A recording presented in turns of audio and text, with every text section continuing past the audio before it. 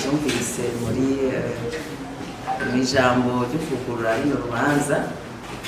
Uno munsi inama nkuru ijejwe gucungera ibinyamakuru mu Burundi yaramutse yakoranye, hanyuma ikaba yakoranye muri rwa rukurikirane rw'amanama igira yanditse mu itegeko rigenga, ikaba ari inama igira kane mu mwaka. Nk'uko rero tugeze mu gice cya nyuma cy'umwaka, tubabarire twari kuba twayikoze nko mu wa gatandatu, mugabo twaracerewe iminsi mikeyi ije gutuma tuyikoze uno munsi. Ibigoye gukora kuko niyo nama tuba turamutse twigamo urukurikirane rw'ibyaranguwe byose n'inama nkuru ijejwe gukurikirana ibinyamakuru. Tuba twarabyanditse twarabitororokanije. Uno munsi rero turamutse twigira hamwe nabo dufatanyije runo rwego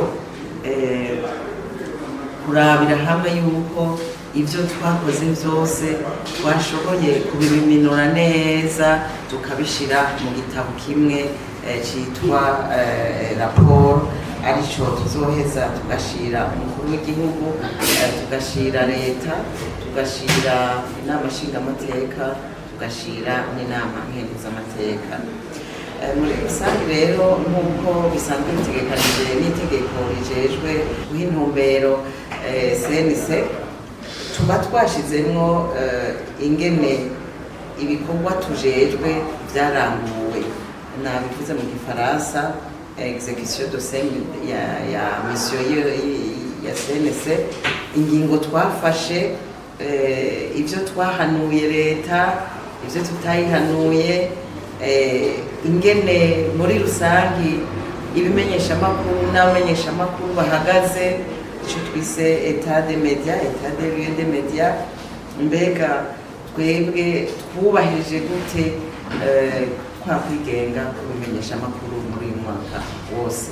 Ivyo rero nivyo byinshi cyane tuza kuraba twakoze, hama tubisosohore, twabikoze neza, ibyo tutakoze neza turabe icyabitumye, hanyuma dushobore kwiha intumbero y'ingene tuzobikora neza gusumba buri mwaka dutanguye mu kwindwi gushira 2022.